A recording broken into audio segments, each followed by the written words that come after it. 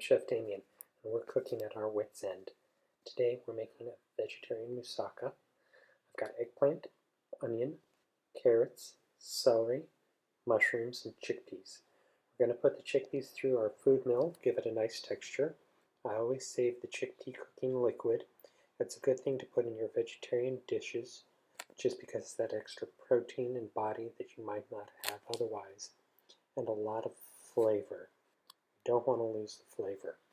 I've got some spinach here, so we'll get all of this prepped and ready to go. So we've got our onions diced, our mushrooms sliced, our carrots and celery also diced, garlic nicely sliced. You can see we've got the eggplant here sliced to about, say, 1/4 of an inch. You've got one of these knives. You want it to be twice as wide as the back of the blade. The first thing we're going to do is set these aside.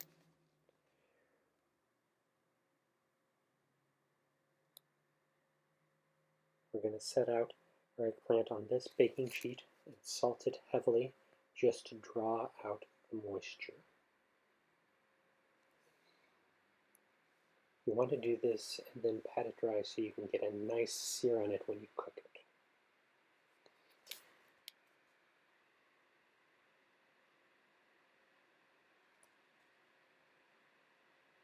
You're going to end up using more salt than you think you would need, but most of that is going to wash away when the eggplant gives up its moisture.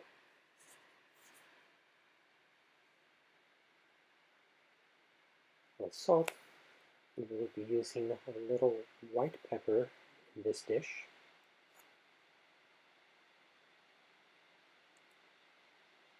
Let's flip those over.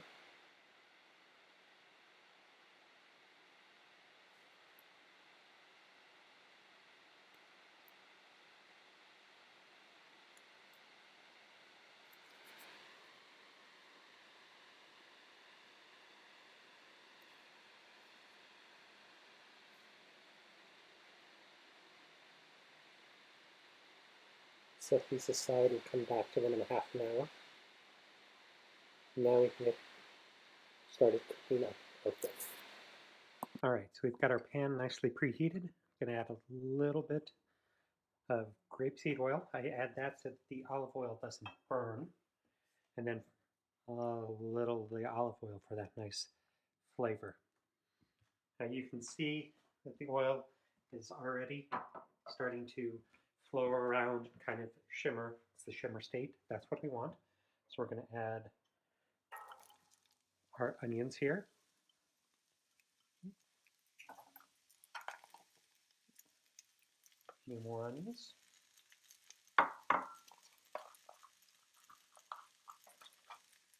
I will add a pinch of salt. Spread that out and just let it begin to cook down and caramelize. A lot of really nice flavor is going to come out of that eventually.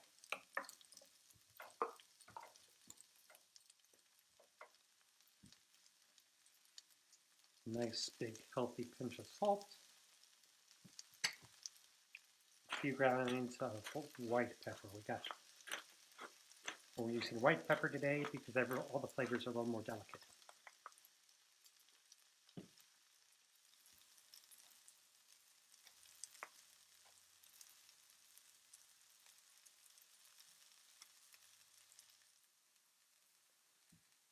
All right, we've gotten a nice color on some of those onions there. Now we're going to add the garlic. Now it's important to let the onions brown before you add the garlic, because garlic, even though it doesn't seem like it, has lots and lots more sugar than the onions do. So if you add them at the same time, you'll just have a bunch of burnt garlic. I'm just going to let that go for a hot minute until the garlic begins to smell fragrant, at which point we'll add the rest of the mirepoix, the celery, and the carrots. So I had about 2 parts onion to 1 part celery, 1 part carrots. We'll want to saute these things until the carrots turn bright orange. Shouldn't take too long.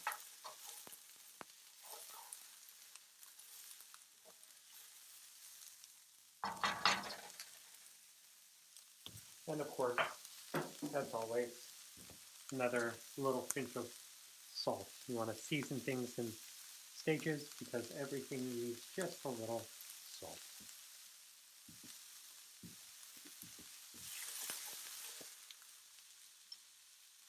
All right, the carrots are turning nice and orange. We'll go ahead and add 7 nice cremini mushrooms.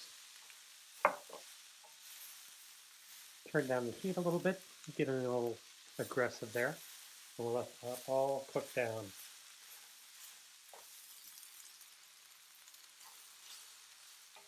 All right, that's beginning to look all very good. Now we're going to go ahead and add, we've got thyme and marjoram here.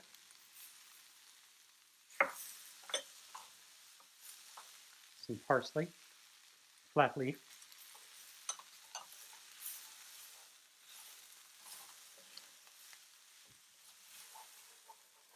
Some canned crushed tomatoes.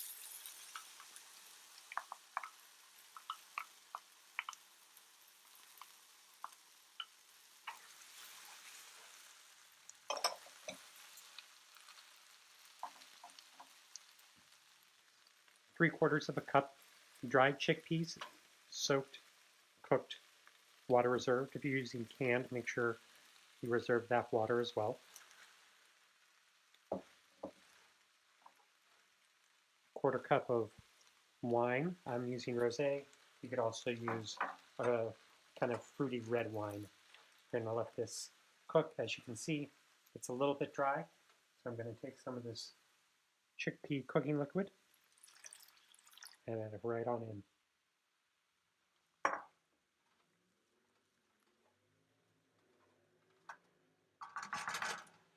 We're going to go ahead and let this simmer after we stir it all together.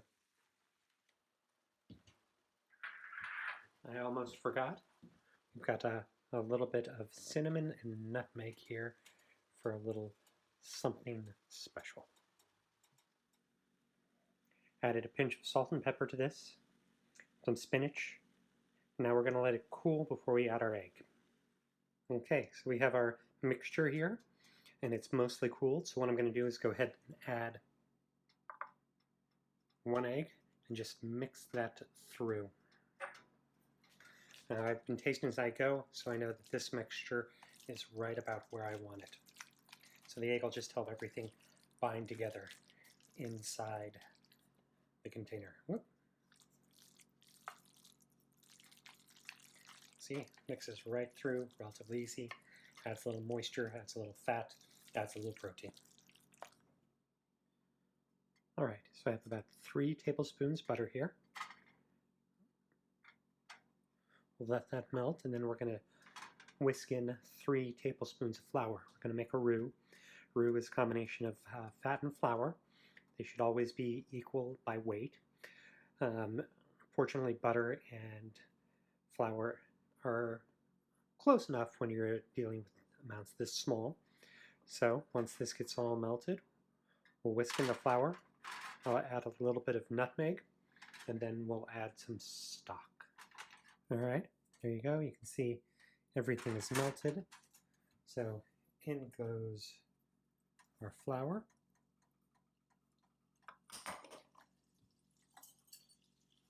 Now we're going to want to let this cook so we get a nice sort of toasty, bready smell. We don't want to get any real color on this. Now this is not a traditional Mornay or white sauce. We're really starting with a velouté and adding cream to that. But I like the way it tastes better. Okay.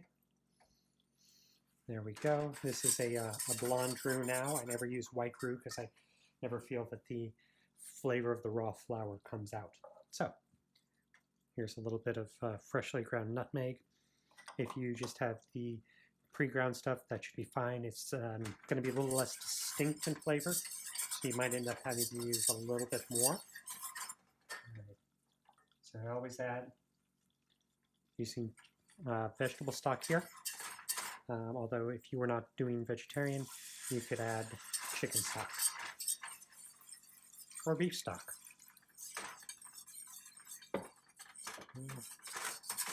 Adding a little bit, mixing so we don't end up with lumps in the final product. All right.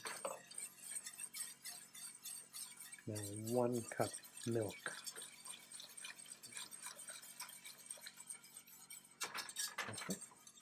Okay, we're going to let this come up to a nice simmer. That way the flour can relax and reach out and join hands and give us a nice thick, unctuous sauce.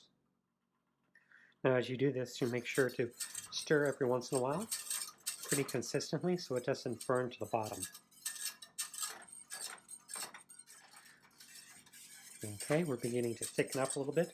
It's almost there. I want it to come to a boil because with all thickening done by starch, you really have to let it come up to a boil before it'll do its thing. Okay, we're almost there. So once it does come up to a boil, I'm going to turn the temperature down, add about half of the mozzarella and half of the Pecorino Romano. And there we are. You can see it's come to a boil. Go ahead and turn that temperature down.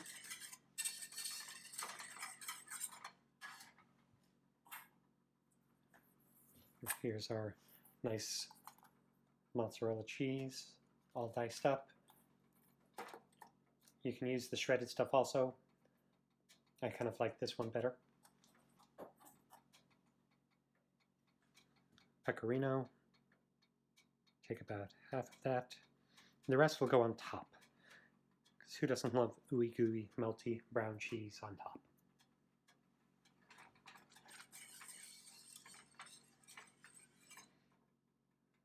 Almost there. What we're going to do is grab a nice clean spoon, taste. I haven't added any salt to this yet, but the cheese is pretty salty, so. Tastes just like I wanted to. So we'll just let that finish melting for a few more seconds and then set it aside. Okay, so I've preheated our cast iron skillet. Add a little grapeseed oil, a little olive oil. You'll be surprised exactly how much oil eggplant can suck up. There we go. So these have been patted dry. Just go ahead and mostly dry. Chuck them in there. Get some nice color on them.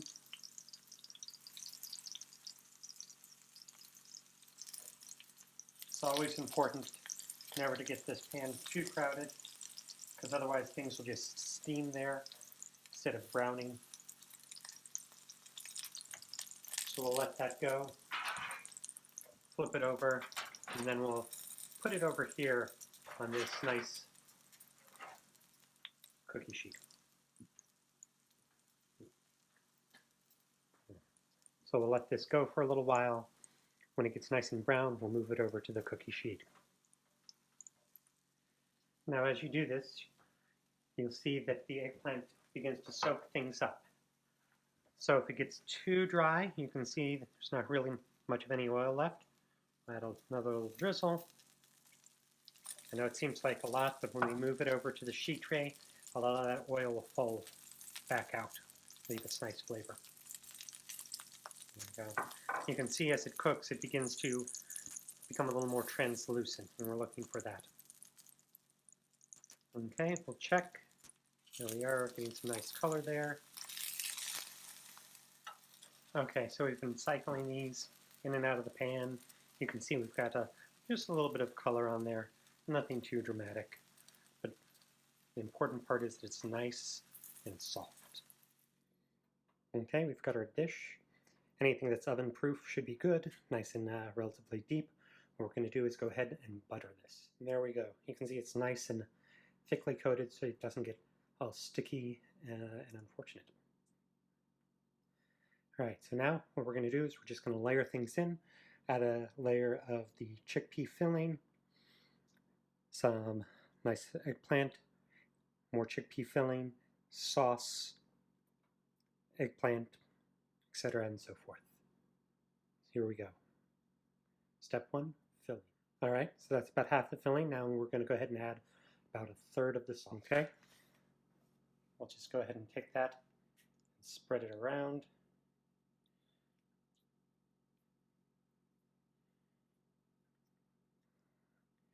Now we're going to go ahead and add a layer of eggplant. Okay, then we'll do more filling, more sauce, eggplant, sauce, and then finally cheese. Okay, now got our mozzarella that we're going to go right on top with. Now notice that I have the cookie sheet underneath.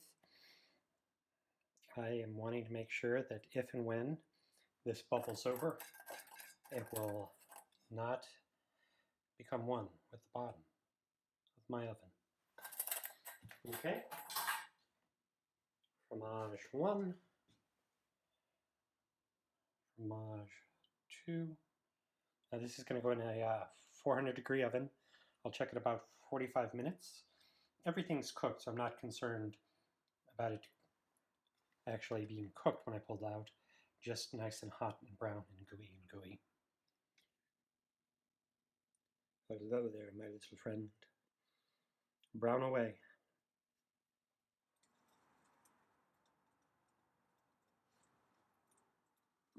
Okay, so we've had about 45 minutes. It's bubbling away.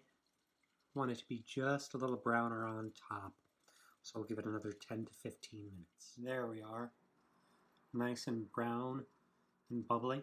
So what we're going to do is pull that out and let it cool down for a few minutes. Let things settle and firm up. And we'll serve ourselves some dinner.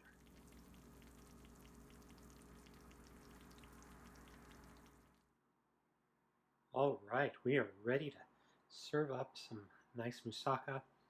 I like to have it with a little bit of green salad, just to kind of balance things out. We've got arugula, red wine vinaigrette, some nice tomatoes. So, can't wait any longer. All right, I don't know about you, but I'm ready. I'll have the recipe down in the description.